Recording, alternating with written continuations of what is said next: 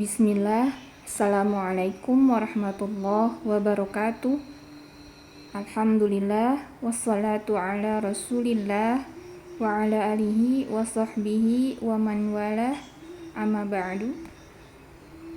Alhamdulillah, hari ini materi kita untuk makharijul huruf dan sifatul huruf masuk ke huruf berikutnya, yaitu huruf qaf. Ya, setelah kemarin kita ke huruf fa, sekarang kita masuk ke huruf hijaiyah berikutnya, yaitu huruf qaf.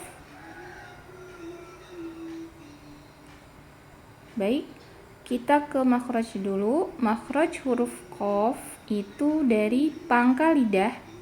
Ya, huruf qaf masih salah satu dari huruf al-lisan. Makhrajnya dari pangkal lidah bertemu dengan langit-langit yang lunak. Perhatikan yang digaris bawahi adalah langit-langit yang lunak. Kenapa? Karena ada langit-langit yang keras, ya. Jadi jangan ke langit-langit yang keras, tapi langit-langit yang lunak. Kita perhatikan di gambar, ya. Pangkal lidah kita sampai bertemu dengan langit-langit yang lunak. Kalau kita sukunkan huruf qaf tanpa diqalqalah, ya, sampai berasa kalau menyentuh dengan langit-langit yang lunak.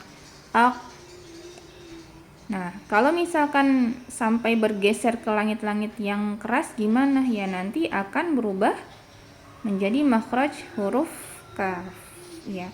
Karena mereka berdekatan antara huruf qaf dengan huruf kaf. Makanya makhraj huruf qaf harus pas di langit-langit yang lunaknya. Jadi jangan sampai bergeser ke langit-langit yang keras, ya. Bagaimana kalau misalkan nggak pas banget ke langit-langit lunak itu, ya nanti suaranya pun akan berbeda, ya. Jadi nanti tidak seperti huruf qaf-nya gitu loh, kayak ak, ya. Kalau misalkan kita tidak qalqalah ya, berasa dia menyentuh atau bertemu dengan langit-langit yang lunak. Selanjutnya kita ke sifat-sifat huruf qaf, ya. Yang pertama adalah jahar. Ya, udara atau nafasnya tertahan. Jadi jangan bocor kalau melafalkan huruf qaf. Jangan seperti huruf kaf, ya, yang hamas. Tapi dia hurufnya adalah jahar. Jadi jangan bocor nafasnya. Jadi kalau kita letakkan tangan di depan mulut kita, tidak ada udara, tidak ada nafas yang bocor.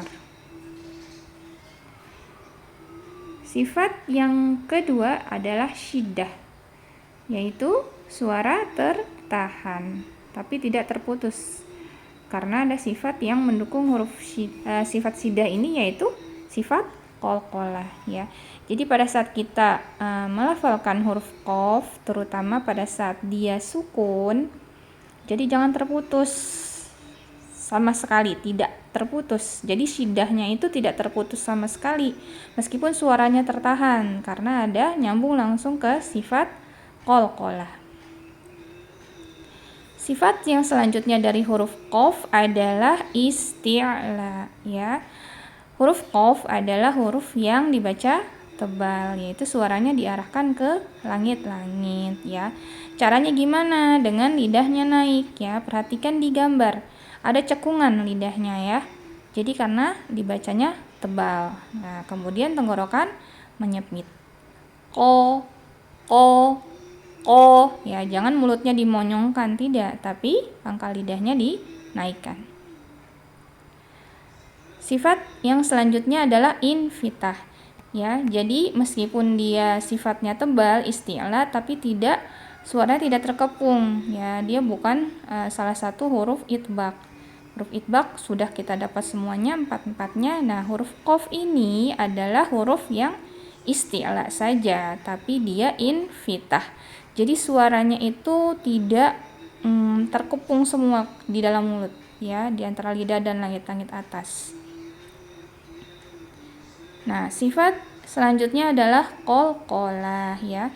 Qaf adalah salah satu dari huruf qalqalah, ya, yaitu ada suara pantulan ya, karena ada getaran suara saat mengucapkan huruf muqalqal yang 5 itu. Salah satunya adalah huruf qaf saat sukun sehingga menimbulkan pantulan yang kuat ya. Nah, sifat qalqalah ini dari huruf qaf mengikuti sifat huruf qaf itu sendiri yang dibaca tebal. Karena huruf qaf isti'la dibaca tebal, maka qalqalahnya juga ikut tebal ya. Jadi kan huruf qalqalah itu kan yang 5. Kita sudah jelaskan apa aja. Ada ba, jim, dal, po, dan qaf ya. Salah satunya yang dibaca tebal adalah qalqalahnya adalah qaf.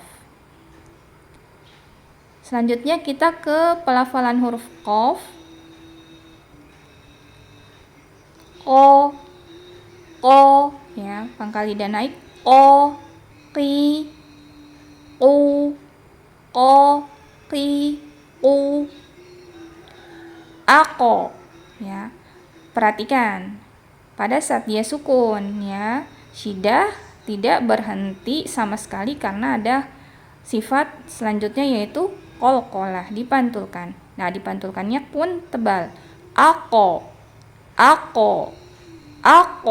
ya, dipantulkannya tebal. Penulisan huruf qaf ya, perhatikan huruf qaf seperti ini bentuknya. Pada saat dia sendiri posisi lepas huruf qaf bentuknya seperti ini ya, perhatikan di gambar. Kemudian pada saat awal ya, dia bisa bergandengan dengan huruf di samping kirinya.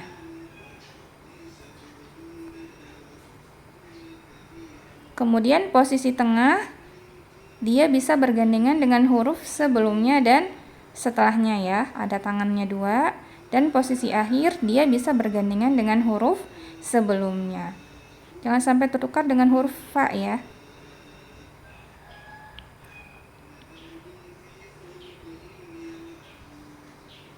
Selanjutnya kita ke contoh pelafalan yang huruf qaf dalam bentuk kata.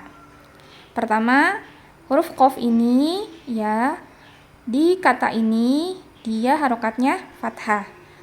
Tuqatilu. Selanjutnya, huruf qafnya harokatnya dhammah. Qulubihim ya, jangan lupa untuk dimonyongkan bibirnya. Selanjutnya huruf qafnya sukun. Wa yaqtuluna ya, qalqalahnya ditebalkan. Wa yaqo, wawunya dhammah. Wawunya kan harokatnya fathah tapi harus tetap monyong ya. Wa yaqtuluna.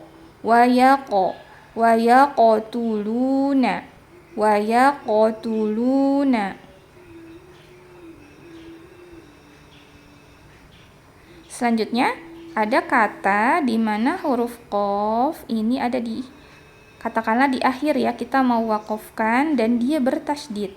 Nah, huruf yang bertasydid sudah dijelaskan sebelumnya sejatinya ada 2 huruf, apalagi saat dia diwakofkan. Jadi ini ada 2 huruf yang sukun ya, karena wakof. Sukun yang pertama sukun karena dia posisinya adalah sukun, yang kedua adalah sukun karena dia di wakof ya. Bi ghairi haqqo ya, ditahan dulu posisinya karena dia adalah tasydid. Jadi jangan langsung haqqo, tapi bi ghairi haqqo ya, yang diqalqalah adalah huruf sukun yang kedua, bi ghairi haqqo ya, seperti itu. Demikian, semoga materi makhraj dan sifat-sifat huruf qaf ini bermanfaat untuk kita semua. Semangat untuk murojaah teman-teman. Subhanakallahumma wa bihamdika asyhadu an la ilaha illa anta astaghfiruka wa atubu ilaik.